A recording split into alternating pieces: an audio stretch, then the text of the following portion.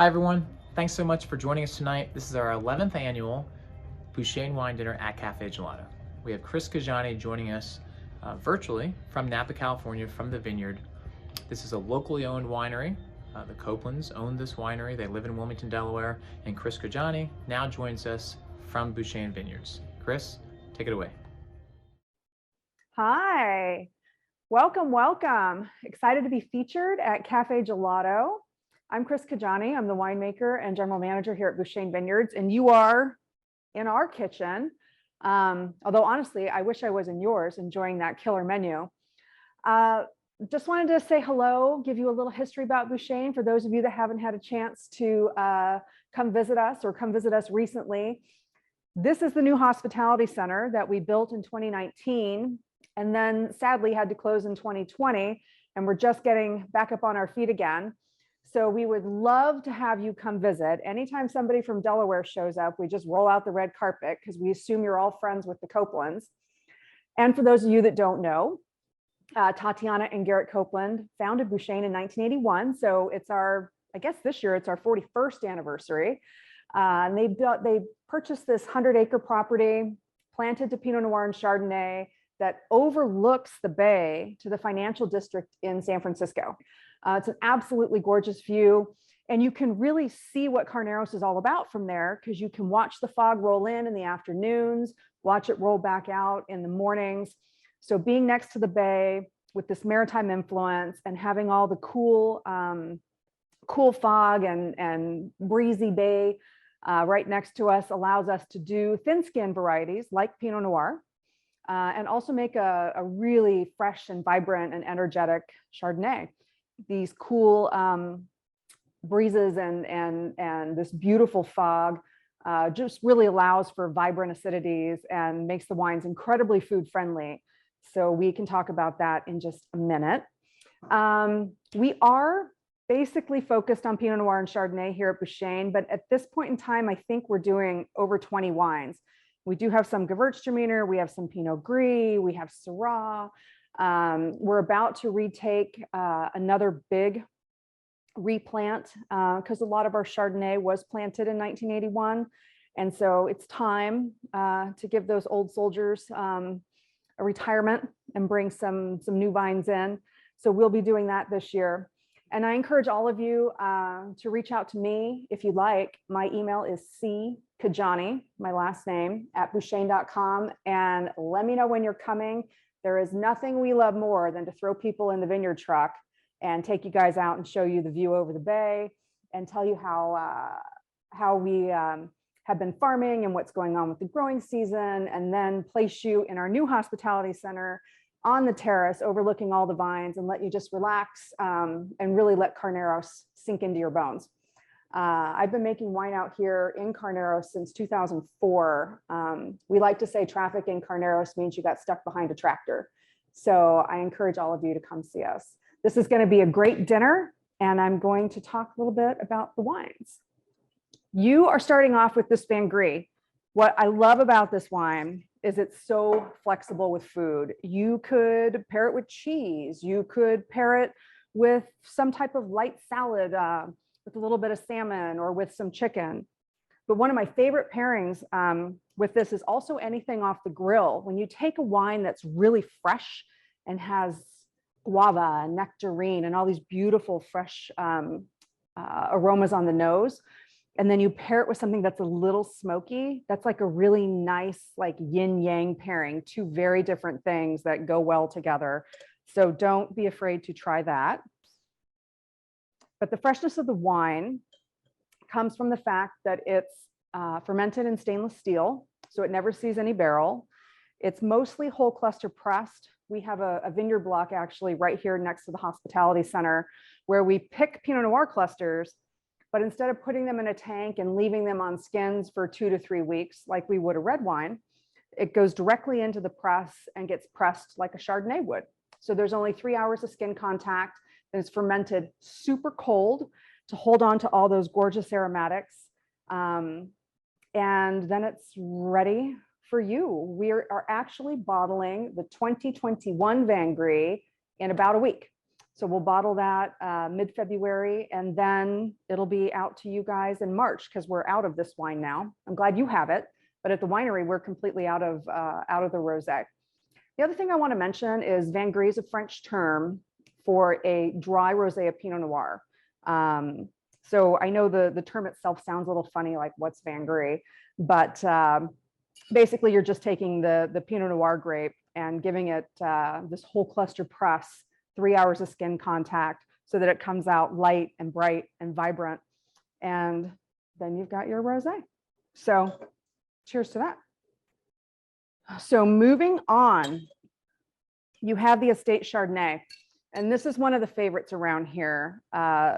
This Chardonnay is made up of almost 90% or so of the old vine. So these are vines planted in 81, 84, super old vine Chardonnay. And these old soldiers have a character and like a depth of flavor that I just love. Like the wine has such personality. Couple things about this Chardonnay. It does not go through full malolactic fermentation. So it goes through kind of a 50% malolactic fermentation. And to step back for a second, fermentation of wine is basically the sugar and the alcohol. Thank you, Jesus. The secondary fermentation is malolactic, and you're taking a tartar malic acid and you're converting it into tartaric acid, which rounds it a little bit, a little smoother. Sometimes you go all the way through malolactic fermentation and you can end up with something that's a little buttery and creamy. We want to highlight our site and we want to highlight the terroir and the microclimate of Carneros. So we want to keep it energetic and keep a lot of verve in it. So we go through a partial ml, keep some of that higher acid in the wine so it stays super food friendly. And then we do put it in barrel and barrel ferment it, but it's only about 13, 15% new oak. It's all French oak, so it's beautiful oak, but not a lot of new oak because again, you don't want the nose to be all oak. You want the nose to showcase the fruit off of this site. And so a lot of stone fruit, that nectarine peachy quality. It reminds me of this Meyer lemon tree I have in my backyard that's like 50 years old and it has these really sweet Meyer lemons. So all these beautiful notes on the nose, a little bit of white flour. And then again, that acid just cruises across the palate, gives you this really nice succulent mouthfeel and pairs so well with so many different foods. It's going to be fantastic with this pairing. I really hope you guys enjoy it. This again is a wine we don't make a lot of. There's normally like 2,000 cases, something like that, 2,500 cases, not too much, but enough that you do have it in Delaware and you see this wine in your fine wine shops. So I hope you guys enjoy. Moving on to the estate Pinot Noir. This is a really fascinating wine because this is not one clone of Pinot Noir.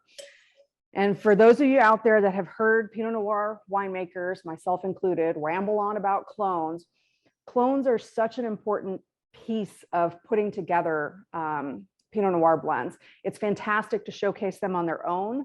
And we do. We bottle a Swan clone, a Pommard clone, a Dijon clone, and more now on their own. And that's fantastic and a really cool study to see what the different clones do.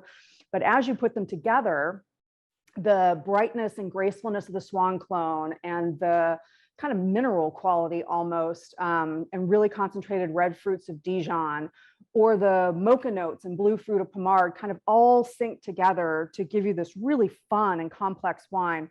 So that's the estate Pinot. This has somewhere between 10 and 15 clones in it every year. And again, we don't make a lot of it. There's like around 3,000, 4,000 cases year to year. So it's all estate, it's all fruit that's grown here. It's all fruit where we control the farming, which with Pinot Noir being so finicky, I feel is very important. And again, this is fermented in tank 2 to 3 weeks, goes through a basket press, so nice, soft, gentle pressing. And we put it in barrel to age it for about 10 months. All French oak, once again, but not a lot. This will see 18, 22%, something like that of French oak. And we're very careful about the oak we put on it because I want you to smell the fruit components. And I want you to get this sense of Carneros and not just oak on the nose. So to me, it has all of this like gorgeous red fruit, plenty of cherry, but also like raspberry and a little blueberry note, kind of briary notes, and then some really fun spice behind it. And then the warmth of a little bit of new oak on it, which kind of adds that little brown sugar component. The other cool thing about Pinot Noir on this site is there's some really savory characteristics to some of the Pinot Noir here. We have these ribbons of volcanic material that run through our site that basically have come down from the Mayacamas Mountains behind me, behind this kitchen. So the Mayacamas Mountain is an extinct volcano, and it basically shot obsidian and quartz all over this valley. And so there are whole ribbons of it here. And the Pinot Noir in that volcanic soil tends to be more kind of savory, umami driven, like lots of mushroom and lots of like savory, sagey, thymy, fresh herb character, really fun. So again, being here in Carneros, the wine has some really nice energy, really nice acidity to it, great for food pairing. And while people absolutely pair it with different salmon dishes or lamb or duck, I love this wine with some beautiful red meat. Also, I think the savory character really pairs well with it. So enjoy, everybody.